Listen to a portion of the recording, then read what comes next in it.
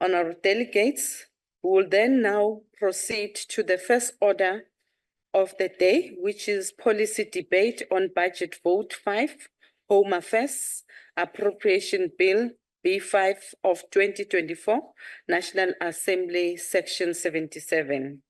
I call on the Honourable Schreiber to open the debate.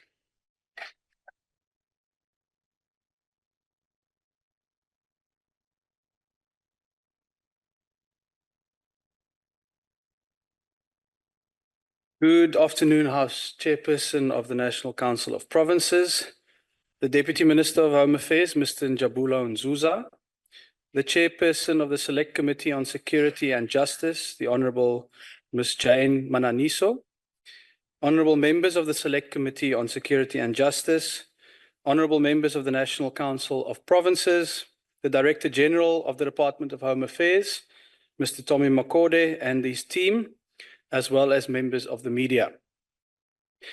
Ladies and gentlemen, the Department of Home Affairs is central to the life of each and every South African. We interact with this department at the very beginning of our lives when our parents apply for a birth certificate. And it is also the last department that touches all of our lives when we pass away and the loved ones we leave behind have to collect our death certificate. Home Affairs is there for the highs and for the lows in the life of every South African. When we enter adulthood, when we open a bank account, when we start our first job, when we get married, when we lose loved ones, when we have children, Home Affairs is part of every major event in all of our lives. This is also the department that confirms our very identity as South Africans. Since 1994, this is the department that has made us all equal. It is in Home Affairs where the foundations of racial discrimination, the Population Registration Act and the despised passbooks were dismantled and replaced with a single South African identity card. When you hold the Smart ID card in your hand, you are grasping the embodiment of the constitutional injunction that we must build a South Africa that belongs to all who live in it, united in our diversity. No matter what your background is, whether you are rich or poor, whether you live in a city or a rural area, on the IDs issued by Home Affairs, we are all equally, simply, and completely South African. At its heart, Home Affairs is therefore about dignity. The dignity of having an identity and a nationality, the dignity of belonging somewhere in this great big world, the dignity of being able to travel beyond our borders, the dignity of giving your child a name, the dignity of being able to access a bank account and an old age pension.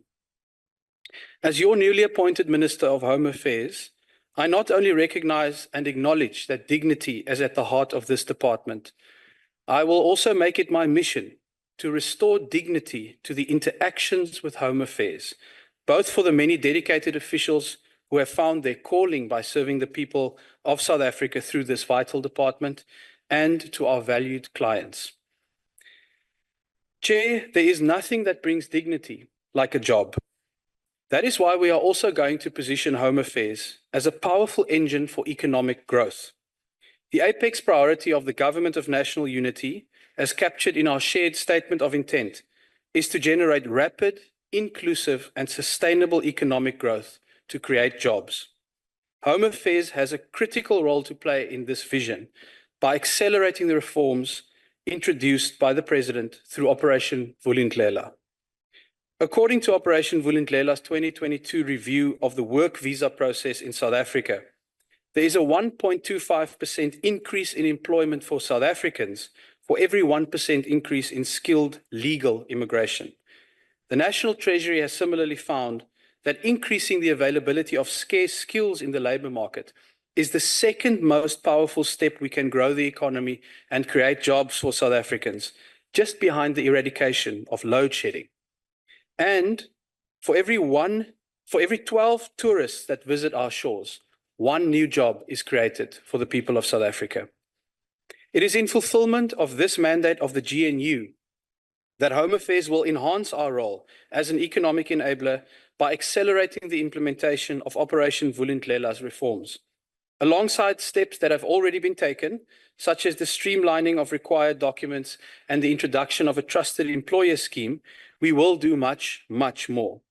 This includes, critically, the finalization of the points-based system for work visas, rolling out the remote working and startup visas, updating the critical skills list more regularly, and making it easier for more tourists from around the world to visit our beautiful country and spend their valuable foreign currency right here in South Africa.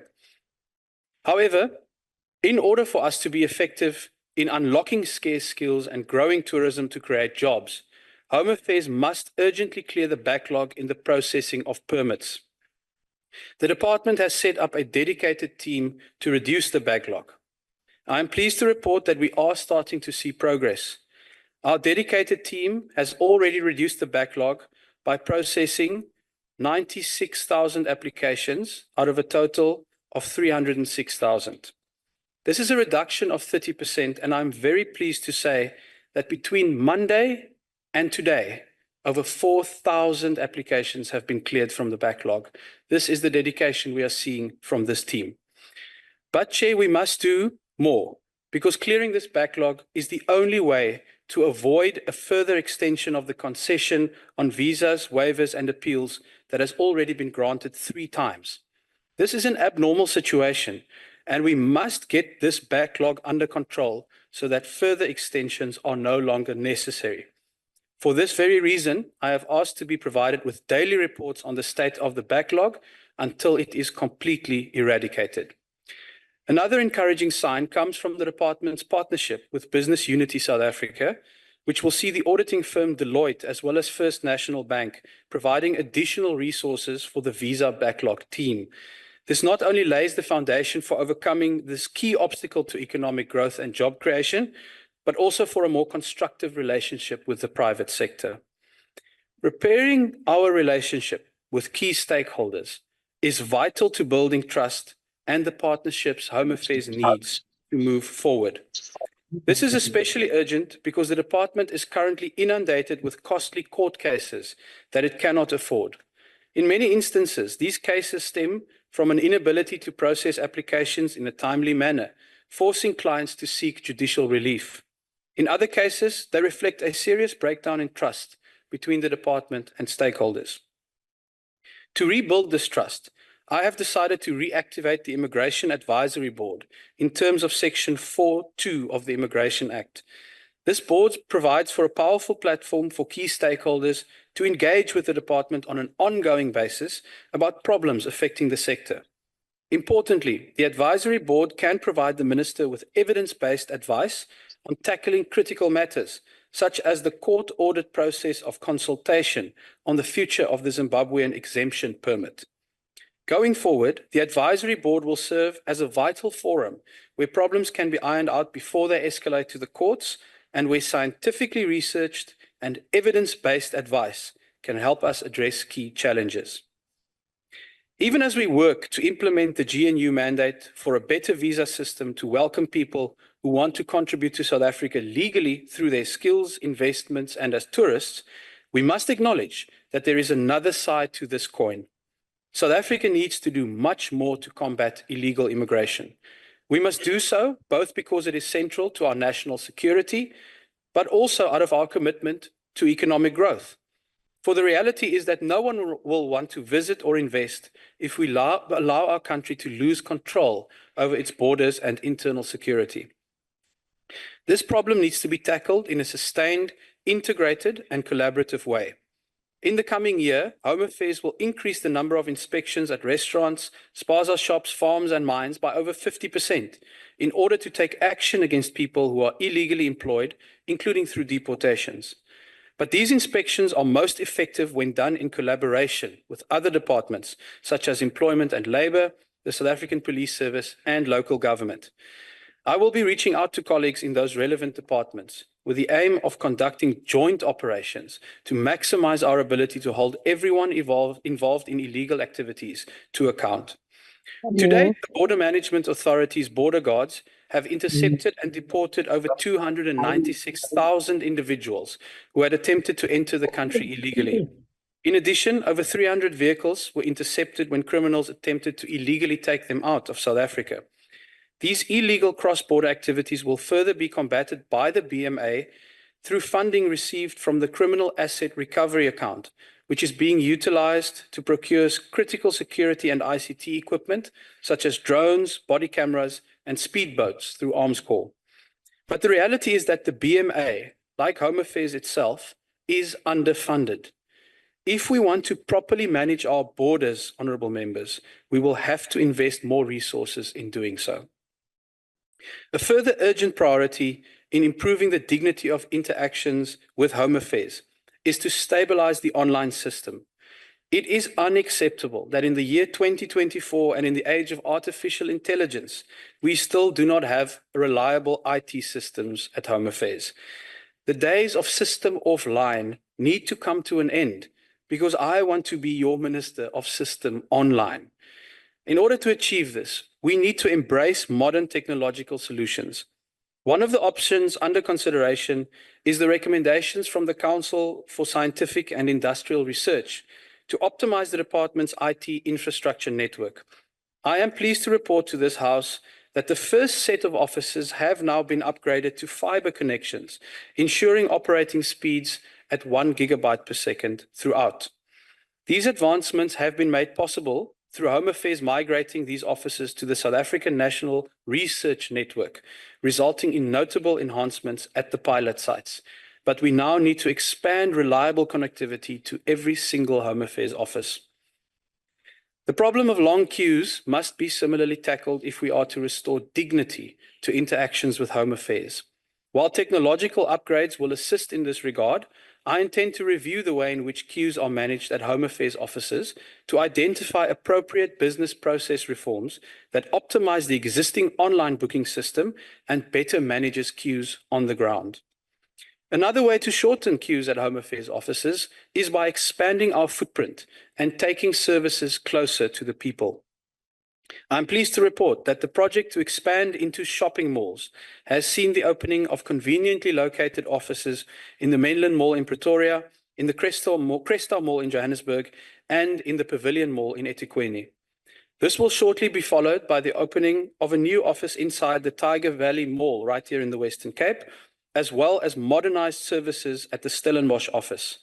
We will work with the Department of Public Works and Infrastructure to address the stalled construction of modernized offices in Taung in the Northern Cape, Thohoyandou in Limpopo, and Kwadukuza in KwaZulu-Natal. We have also relocated offices to a new site in Chatsworth following the flooding of facilities there. The department's additional 100 mobile trucks that were recently launched by President Cyril Ramaphosa are now in operation. In fact, I saw them in action alongside the Deputy Minister just last week when we visited Otongati to hand over new smart identity cards to the victims of storms and the tornado that ripped through the area last month. This mobile fleet and the diligent officials who serve a community there that had lost so much exemplifies how we can restore dignity to the people through Home Affairs. Honourable Chairperson, corruption is the enemy of dignity. Theft, fraud, and other forms of maladministration pose an existential threat to our vision for a dignified Home Affairs that powers economic growth. This includes by devaluing our official documents.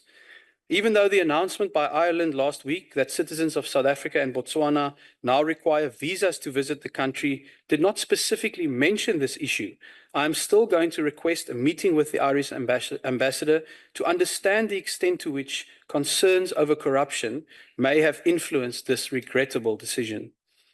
Investigations by the Special Investigating Unit are also ongoing. I urge the unit to prioritize these Home Affairs investigations, including specifically the ones identified in the Lubisi report. Home Affairs has its own counter-corruption and security services branch that must be strengthened. Even as we work to empower diligent officials in the department, I must make it clear that there will be absolutely no tolerance for corruption under the administration of the Government of National Unity. Recently, 56 officials have been dismissed across the 9 provinces and the provincial offices, with most of the cases coming from Gauteng. A good example of what we expect from disciplinary processes, but also the criminal justice system, comes from just last month, when a Pakistani national, Arfan Ahmed, was convicted for bribing Home Affairs officials at the Krugersdorp office to the tune of 45,000 rand. He was sentenced to a term of 8 years in prison and is facing additional charges. I look forward to his conviction on those additional matters as well. So far, 6 officials were also convicted and sentenced to a combined 70 years imprisonment. The rest of those criminal cases are pending, and I will be following them closely. For this is the type of accountability that all South Africans want to see more often for people, both foreign and local officials, who debase our country through their corruption and greed. Chair, both the Independent Electoral Commission and the government printing works also fall under this budget vote. The IEC has a budget of 2.3 billion rand to do its work this year. The Electoral Commission is set to undertake a review of the 2024 election. This process will include key stakeholders, including political parties represented in this House. South Africans expect the review process to be thorough so that operational and technical challenges are addressed ahead of the 2026 local government elections. The Electoral Amendment Act of 2023 contemplated the appointment of an electoral reform consultation panel. Predicated on this act, the panel members have been appointed, and the panel has commenced its work and must conclude its task within 12 months of the recently concluded elections. I'd therefore like to encourage all South Africans to engage with the important work of this panel. Unlike the IEC, which is an independent institution in terms of Chapter 9 of the Constitution, the Government Printing Works is an entity of the department and serves as South Africa's security printer. GPW prints documents such as travel and identity documents and examination materials, and it is also responsible for security certification. Importantly, the GPW currently is a profitable state-owned entity with revenue of 1.7 billion rand in the 23-24 financial year. During the current administration, both the passport and smart ID card will be refreshed and updated in order to enhance the security features of these documents with the aim of building trust by more countries and organizations worldwide. Honorable Chairperson, last but most certainly not least, I want to share with you 2 anecdotes that demonstrate the dignified department that we aim to build. The first one involves Ms. Dudu Mashlangu, who works at Visa Facilitation Services. 2 weeks ago, she physically got on a plane and flew to East London from Johannesburg to assist a client who faced an emergency situation. And she's not the only official in this department who goes above and beyond to deliver. At the Belleville office here in Cape Town, Mr. Fuzile Sebeta and Mr. Mteteleli Drai are 2 more service delivery champions. I found out about both of them when I received a heartwarming message from a social media user on X. The user posted about his positive experience at the Belleville Home Affairs office. He reported that Mr. Sebeta and Mr. Drai went out of their way to assist his autistic child to apply for his enabling document in a dignified manner. Chair, these actions by these service delivery champions exemplify our mission to bring dignity to all the services rendered by Home Affairs. We need to see much more of it across all the branches and components of this vital department, because a working Home Affairs makes South Africa work. I thank you.